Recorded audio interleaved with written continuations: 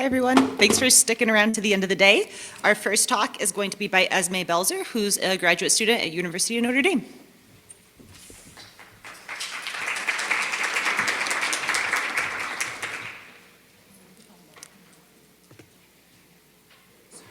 No, you're good. I want to be on time, so. Awesome, thank you. Hello, as Allison said, my name is Esmee. I'm a graduate student under the direction of Dr. Graham Peasley at Notre Dame. Today I'm going to be talking to you about one of my ongoing projects, specifically looking at detecting PFAS in sediments. So I'm not going to belabor this slide a whole ton. I'm pretty sure we all know what PFAS are. So they're per- and polyfluoroalkyl substances. We know they're toxic, persistent, and bioaccumulative, largely defined by the presence of a fully fluorinated carbon. Depending on the definition you use, there's more than 1 million fluorinated compounds, according to OECD. In addition to that, there's about 14,000 PFAS that have been directly annotated using EPA ComTox. But I should note that there's far fewer PFAS that actually have available analytical standards. And so what this means is that we actually can't necessarily measure all the organofluorine within a sample using traditional analytical methods that would require those analytical standards. So the focus of my research is really sort of working to identify what's being missed in our traditional analytical workflows and using sort of tandem methods to be able to identify where there's large gaps in our organofluorine. So that leads me into one of my current projects, looking at sediment and surface water in Tampa Bay. This was a region previously identified as a potential PFAS hotspot through one of my collaborators at University of Florida, who is tangentially related to this entire project. And so in this project, we collected about 150 sediments from 30 different sediment cores throughout Tampa Bay. So that's what we're doing on the bottom here. In addition to that, we collected about 600 different surface water samples. So this is like one mass project that's kind of separated into two main focuses. One looking at fluorine mass balance gaps in surface water, and then also looking at the same mass balance in sediments throughout Tampa Bay. So the overall goals of the project, specific to the sediment stuff, but I guess the goals are broadly applicable to both sort of subsections, is to be able to identify and detect those unknown PFAS within our samples using a fluorine mass balance gap. And then also to be able to identify PFAS contaminants longitudinally throughout the sediment cores. And to do so, we would have to, or we did determine the sedimentation rates within Tampa Bay. So you're probably wondering how we determine this mass balance gap. To do that, we use ion beam analysis at Notre Dame. My advisor is a nuclear physicist, so I tend to do a lot of really random, not really analytical related methods. So that would be one of these. So this is a method called PIGE, or particle-induced gamma ray emission spectroscopy. This is done using a 3 MV Pelletron accelerator in the Notre Dame Nuclear Science Lab. I'm not going to get into this a whole ton, but we basically produce protons at an ion source, which then get accelerated through this blue tank, focused and aligned on the beamline, and they eventually end up at this end station, where we mount our samples on this wheel here. And then the protons will hit one of our samples ex vacuo. We collect those resultant gamma rays of particular energies for about 180 seconds a sample. And then we can determine total fluorine using this method. So like I said, we're looking for total fluorine within our samples, but we can actually go a little bit further and look at absorbable organofluorine, or AOF, using the same method. And to do that, this is specific to water samples, but I also adapted it to be used in sediment samples, which I'll talk about a little bit later. Basically, you start with the sample. You have to get it into a water phase. So there's a couple of different ways to do that, but once you have a water phase, it ends up being filtered through this activated carbon felt and then measured once it's dried on PIGE. And with water samples that are about 2 liters, we get a limit of detection of about 500 parts per trillion of fluorine, not by analyte, by fluorine mass. And so what I did with this workflow is I was really hoping to take my 150 samples and do one extraction, but sort of get twice as much information as I would from like a targeted analysis. So I did one extraction, like a standard extraction for sediments following an established procedure. I didn't have to adapt that at all for a targeted workflow. I just did what I would usually do to analyze for 19 target PFAS using the neat extract, and that's what this bubble is for the targeted analysis. That was done using traditional LCMS workflows. And then I also diluted that extract into a water phase so that I could push it through a felt, dry it down, and then run it on PIGE as well so that I could get that absorbable organic fluorine measurement as well. So that's what this PIGE is here. And really the end goal was to be able to again, look at that total fluorine mass gap and be able to identify if there's unknown PFAS that we're not necessarily looking for in our samples, but are definitely present. So, like I also said, we did some sedimentation rate determinations as well. Like I said, we're looking to identify PFAS longitudinally, so not just looking at surface water and top layers of sediment, but being able to identify hotspots of PFAS within Tampa Bay over hopefully a long time. So we did a similar method to what's been done in literature many times. Robbins 1974 is one of the first initial times that this happened. Basically, we're just looking for cesium-137 peaks, which we know due to nuclear testing basically peaked in 1963.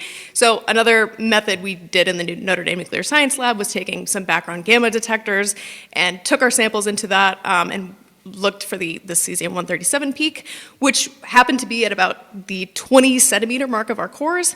And so because we identified this peak, we're able to look at that and determine that, most of our sediment cores are at least 20 centimeters in depth. So we're able to get over 60 years of temporal data within our sediment cores with about a 10-year precision, since each fraction is about 5 centimeters. So that's really exciting. I also have some initial targeted versus AOF results. So I will say all of this is very initial. I haven't actually done the analysis for every part of the core, so I'm just going to be talking about the top layers here. But for all the top layers, there's about 35 samples. The most common PFAS detected, which is shown in the figure over here, were PFNA, PFOA, PFHPA, and PFPES. I will say the method development is still ongoing, so I'm also expecting to see a lot of PFOS, but I haven't yet. But the thing that I'd really like to point out is that the total concentration of fluorine that I identified in the top layer was about, on average, like 1 ppb, whereas if I look at my AOF samples, these were about, on average, like 400 ppb. So the total AOF was orders of magnitude higher on average than the sum targeted analysis, meaning that we're really not identifying absolutely every PFAS that's present in our samples. And so, like I said, I would expect this gap to change over time, definitely based on layer and based on my additional method development steps that need to be done, but that gap definitely still persists throughout all of my samples. So now I'm going to talk a little bit about sort of the overarching themes that I saw in some of my data. The figure on the left is part of the sort of sister study that was done at University of Florida with Dr. Thomas Cinque, who this was part of his thesis work. And this is just a map of the 600 sediment samples that were done or that were collected. Like I said, the 600 sediment samples at the beginning, which also underwent PIGE. And you can see this is just the targeted work, so the summed targeted PFAS that were identified in all of these samples. And then on the right is the results, the initial results of the sediment that I collected, and just looking at the total summed targeted PFAS that were identified there. So what's really interesting is that I see really similar trends with the water versus sediment data. So there's definitely a clear hotspot, sort of where the there's an Air Force base over here, both in the water samples and the sediment. And there's also an additional hotspot down here in St. Pete, which can also be identified in both samples. So really interesting results there. In addition, this is a similar figure, except we're looking at the mass balance fluorine gap for the water and the sediment, respectively. And I see, again, a really similar trend between sediment versus water samples. So there's definitely another peak over where the Air Force Base is here, and I most certainly see that in my samples. Likewise with 2 additional hotspots that are identified in both data sets. I will say, though, the highest concentrations that I saw in my samples of AOF were about 1,800 ppb, whereas the highest concentrations that were seen in the water were about 10-fold below that. So there's definitely a larger gap of fluorine in the sediment versus the water. So there's definitely things that we're missing, and that seems to be more common in the sediment versus the water column.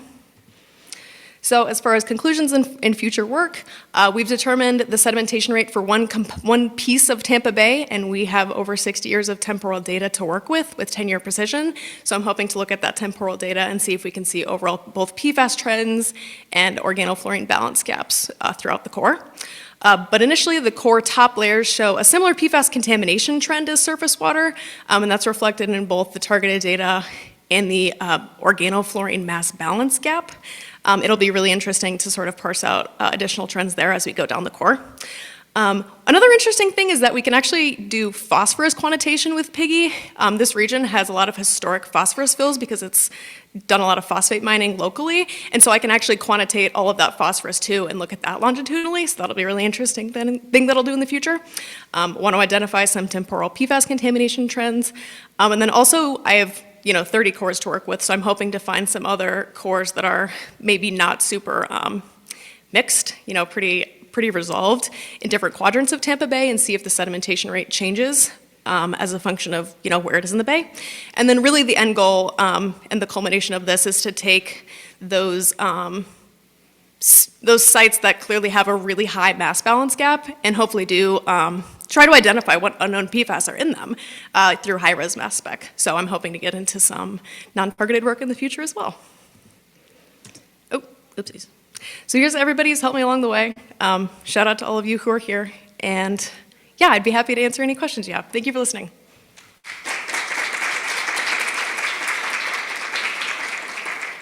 We should have plenty of time for questions. There are 2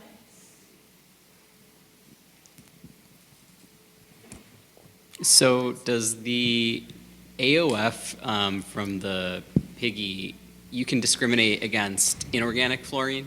Yes, so the extraction that these sediments undergo, like the methanol extraction that we use for our LCMS targeted workflow, is a methanol extraction. Inorganic fluoride is generally insoluble in methanol, so we're able to separate them that way.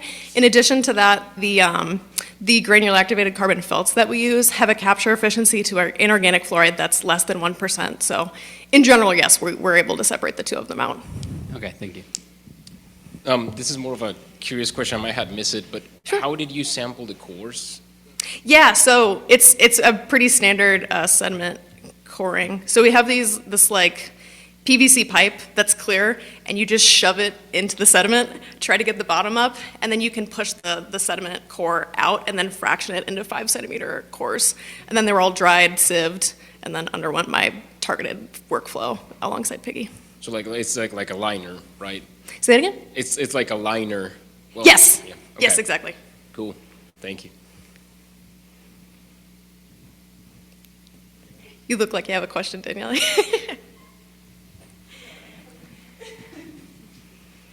Thank you. So you showed your plot with the target PFAS and the AOF, and I didn't see PFAS there. You said that you're working on the improving the method. Is PFAS the other one, the previous one? This guy? The previous one? Oh, this Yeah, one, yes. Yeah. You didn't see PFAS there, or what Yeah, happened? yeah. So like I said, the method development definitely needs to be optimized. Traditionally, with sediments, you would do a basified methanol extraction. I was running into issues with the capture efficiency of the PIGE felts when I did a basified methanol extraction. So I'm looking for ways to both, have the advantages of the basified methanol extraction in the sense that you get more capture efficiency, or not capture efficiency, but recovery of the sulfonates, while also optimizing my PIGE. So yeah, that's definitely a work in progress.